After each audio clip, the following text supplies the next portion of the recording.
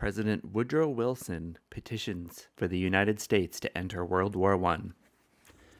Gentlemen of the Congress, I have called the Congress into extraordinary session because there are serious, very serious choices of policy to be made, and made immediately, which it was neither right nor constitutionally permissible that I should assume the responsibility of making.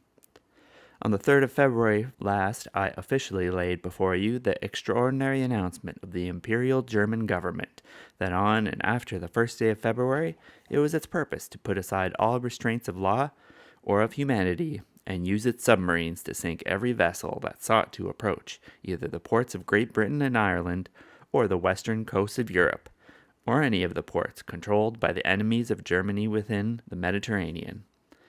That had seemed to be the object of the German submarine warfare earlier in the war, but since April of last year, the imperial government had somewhat restrained the commanders of its undersea craft in conformity with its promise, then given to us, that passenger boats should not be sunk, and that due warning would be given to all other vessels, which its submarines might seek to destroy, when no resistance was offered or escape attempted, and care taken that their crews were given at least a fair chance to save their lives in their open boats. The precautions taken were meager and haphazard enough, and was proved in distressing instance after instance in the progress of the cruel and unmanly business, but a certain degree of restraint was observed. The new policy has swept every restriction aside.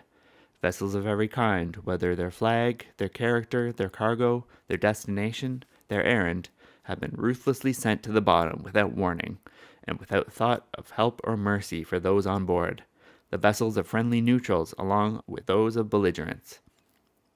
Even hospital ships and ships carrying relief to the sorely bereaved and stricken people of Belgium, though the latter were provided with safe conduct through the prescribed areas by the German government itself and were distinguished by unmistakable marks of identity, have been sunk with the same reckless lack of compassion or of principle. I was for a little while unable to believe that such things would in fact be done by any government that had hitherto subscribed to the humane practices of civilized nations. International law had its origin in the attempt to set up some law which would be respected and observed upon the seas, where no nation had right of dominion, and where lay the free highways of the world. By painful stage after stage has the law been built up, with meager enough results, indeed, after all was accomplished that could be accomplished, but always with a clear view at least of what the heart and conscience of mankind demanded. This minimum of right the German government has swept aside under the plea of retaliation and necessity, and because it had no weapons which it could use at sea except those which it is impossible to employ, as it is employing them without throwing to the winds all scruples of humanity or of respect for the understandings that were supposed to underlie the intercourse of the world. I am not now thinking of the loss of property involved, immense and serious as that is, but only of the wanton and wholesale destruction of the lives of non-combatants, men, women, and children, engaged in pursuits which have always, even in the darkest periods of modern history, been deemed innocent and legitimate. Property can be paid for. The lives of peaceful and innocent people cannot be. The present German submarine warfare against commerce is a warfare against mankind. It is a war against all nations. American ships have been sunk, American lives taken, in ways which it has stirred us very deeply to learn of, but the ships of people and of neutral and friendly nations have been sunk and overwhelmed in the waters in the same way. There has been no discrimination. The challenge is to all mankind. Each nation must decide for itself how it will meet it. The choice we make for ourselves must be made with moderation of counsel and a temperateness of judgment befitting our character and our motives as a nation. We must put excited feeling away. Our motive will not be revenge or the victorious assertion of the physical might of the nation, but only the vindication of right, of human right, of which we are only a single champion. When I addressed the Congress on the 26th of February last, I thought that it would suffice to assert our neutral rights with arms, our right to use the seas against the unlawful interference, our right to keep our people safe against unlawful violence. But armed neutrality, it now appears, is impracticable. Because submarines are in effect outlaws when used, as German submarines have been used against merchant shipping, it is impossible to defend ships against the attacks, as the law of nations has assumed that merchantmen would defend themselves against privateers or cruisers, visible craft giving chase upon the open sea. It is common prudence in such circumstances, grim necessity indeed, to endeavor to destroy them before they have shown their own intention. They must be dealt with upon sight, if dealt with at all. The German government denies the right of neutrals to use arms at all within the areas of the sea which it has proscribed, even in the defense of rights which no modern publicist has ever before questioned their right to defend. The intimation is conveyed that the armed guards which we have placed on our merchant ships will be treated as beyond the pale of law and subject to be dealt with as pirates would be. Armed neutrality is ineffectual enough at best. In such circumstances, in the face of such pretenses, it is worse than ineffectual. It is likely only to produce what it was meant to prevent. It is practically certain to draw us into the war without either the rights or the effectiveness of belligerents. There is one choice we cannot make. We are incapable of making. We will not choose the path of submission and suffer the most sacred rights of our nation and our people to be ignored or violated. The wrongs against which we now array ourselves are no common wrongs. They cut to the very roots of human life. With a profound sense of the solemn and even tragical character of the step I am taking, and of the grave responsibilities which it involves, but in unhesitating obedience to what I deem my constitutional duty, I advise that the Congress declare the recent course of the Imperial German government to be in fact nothing less than war against the government and people of the United States, that it formally accepts the status of belligerent which has thus been thrust upon it, and that it take immediate steps not only to put the country in a more thorough state of defense, but also to exert all its power and employ all its resources to bring the government of the German Empire to terms and end the war. What this will involve is clear. It will involve the utmost practicable cooperation in counsel and action with the governments now at war with Germany and, as incident to that, the extension of those governments of the most liberal financial credits, in order that our resources may so far as possible be added to theirs. It will involve the organization and mobilization of all the material resources of the country to supply the materials of war and serve the incidental needs of the nation in the most abundant and yet the most economical and efficient way possible. It will involve the immediate and full equipment of the Navy in all respects, particularly in supplying it with the best means of dealing with the enemy's submarines. It will involve the immediate addition of the armed forces of the United States, already provided for by the law in case of war, of at least 500,000 men, who should, in my opinion, be chosen upon the principle of universal liability to service, and also the authorization of subsequent additional increments of equal force so soon as they may be needed, and can be handled in training. It will involve also, of course, the granting of adequate credits to the government, sustained, I hope, so far as they can equitably be sustained by the present generation, by well-conceived taxation. I say sustained so far as may be equitable by taxation because it seems to me that it would be most unwise to base the credits, which will now be necessary, entirely on money borrowed. It is our duty, I most respectfully urge, to protect our people so far as we may against very serious hardship and evils which would be likely to arise out of the inflation which would be produced by vast loans. In carrying out the measures by which these things are to be accomplished, we should keep constantly in mind the wisdom of interfacing as little as possible in our own preparation and in the equipment of our own military forces with the duty, for it will be a very practical duty, of supplying the nations already at war with Germany with the materials which they can obtain only from us or by our assistance. They are in the field, and we should help them in every way to be effective there. I shall take the liberty of suggesting, through the several executive departments of the government, for the consideration of your committees, measures for the accomplishment of the several objects I have mentioned. I hope that it will be your pleasure to deal with them as having been framed after the very careful thought by the branch of the government upon which the responsibility of conducting the war and safeguarding the nation will most directly fall. While we do these things, these deeply momentous things, Let us be very clear, and make very clear to all the world, what our motives and our objects are. My own thought has not been driven from its habitual and normal course by the unhappy events of the last 2 months, and I do not believe that the thought of the nation has been altered or clouded by them. I have exactly the same things in mind now that I had in mind when I addressed the Senate on the 22nd of January last, the same that I had in mind when I addressed Congress on the 3rd of February and on the 26th of February. Our object now, as then, is to vindicate the principles of peace and justice in the life of the world as against selfish and autocratic power, and to set up amongst the really free and self-governed peoples of the world such a concert of purpose and of action will henceforth ensure the observance of these principles. Neutrality is no longer feasible or desirable where the peace of the world is involved and freedom of its peoples, and the menace to that peace and freedom lies in the existence of autocratic governments, backed by organized force which is controlled wholly by their will, not by the will of their people. We have seen the last of neutrality in such circumstances. We are at the beginning of an age in which it will be insisted that the same standards of conduct and of responsibility for wrong done shall be observed among nations, and their governments that are observed among the individual citizens of civilized states. We have no quarrel with the German people. We have no feeling towards them but one of sympathy and friendship. It was not upon their impulse that their government acted in entering this war.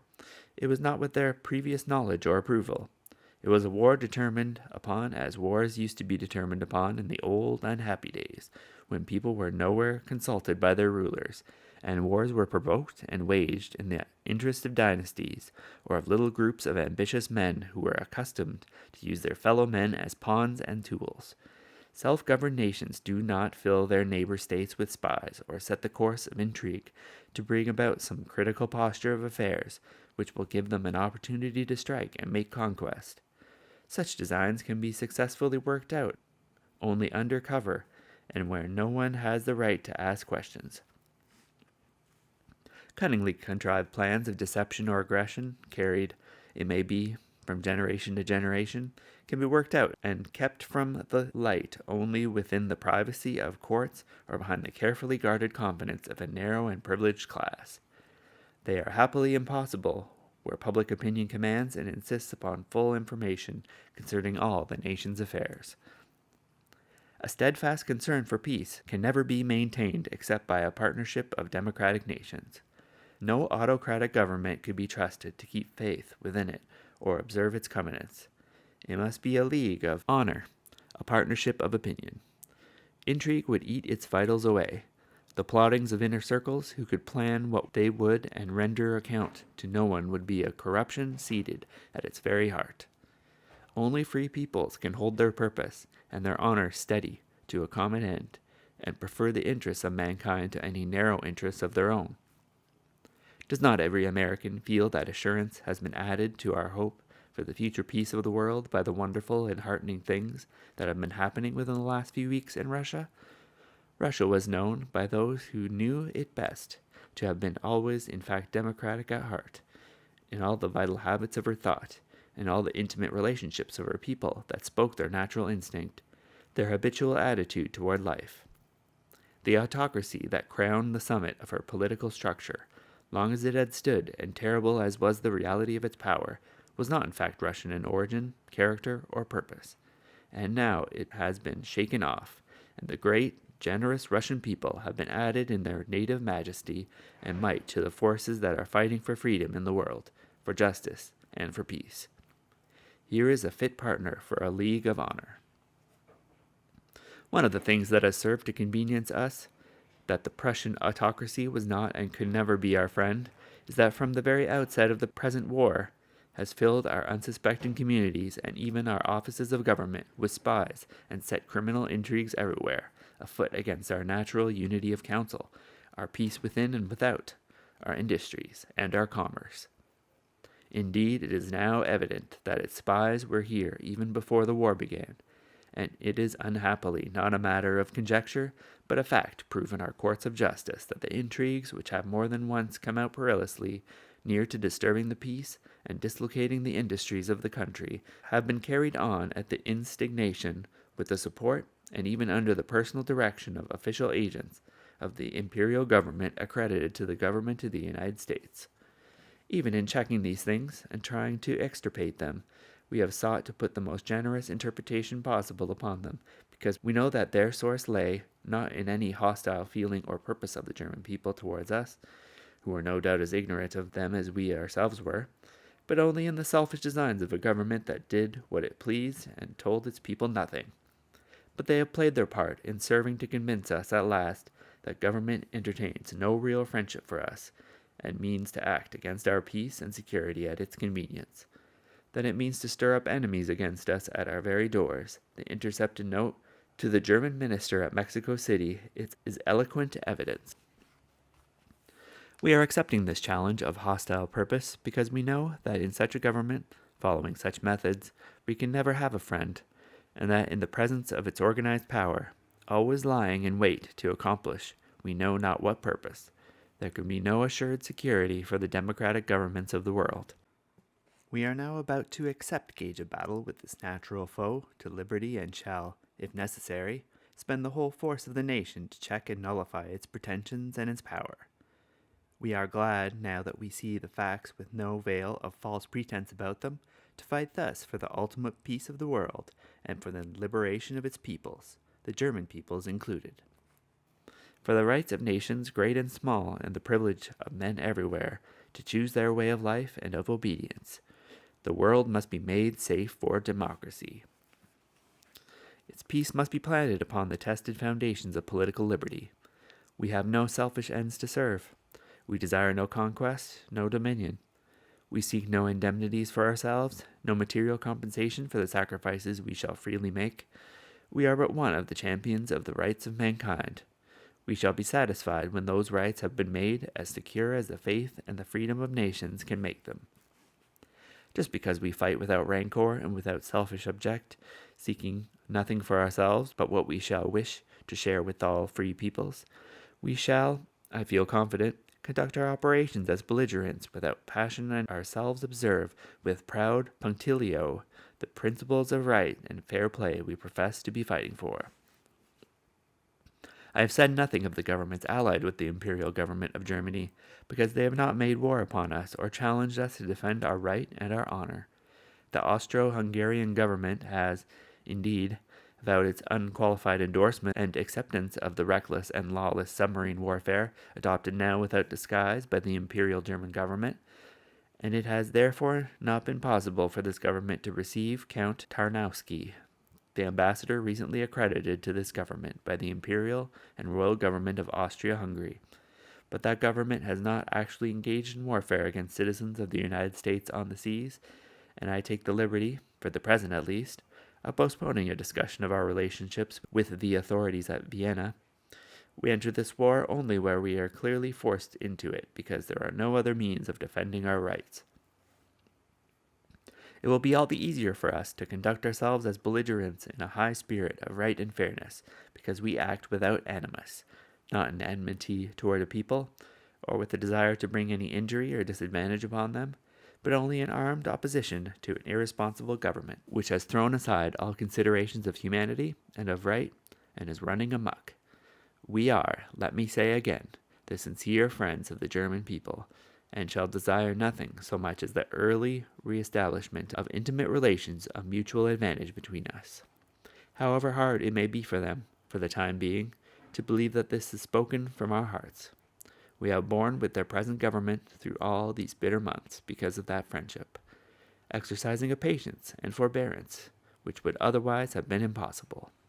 We shall, happily, still have an opportunity to prove that friendship in our daily attitude and actions towards millions of men and women of German birth and native sympathy who live amongst us and share our life, and we shall be proud to prove it towards all who are in fact loyal to their neighbors and the government in the hour of test. They are, most of them, as true as loyal Americans as if they had never known any other fealty or allegiance. They will be prompt to stand with us in rebuking and restraining the few who may be of a different mind and purpose. If there should be disloyalty, it will be dealt with a firm hand of stern repression. But if it lifts its head at all, it will lift it only here and there without countenance except from a lawless and malignant few. It is a distressing and oppressive duty, gentlemen of the Congress, which I have performed in thus addressing you.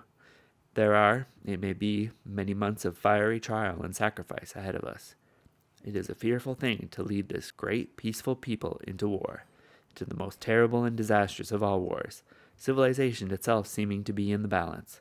But the right is more precious than peace, and we shall fight for the things which we have always carried nearest our hearts, for democracy, for the right of those who submit to authority to have a voice in their own governments, for the rights and liberties of small nations, for universal dominion of right by such a concert of free peoples as shall bring peace and safety to all nations, and make the world itself at last free. To such a task we can dedicate our lives and our fortunes, everything that we are and everything that we have, with the pride of those who know that the day has come when America is privileged to spend her blood and her might for the principles that gave her birth and happiness and peace which she has treasured. God helping her, she can do no other.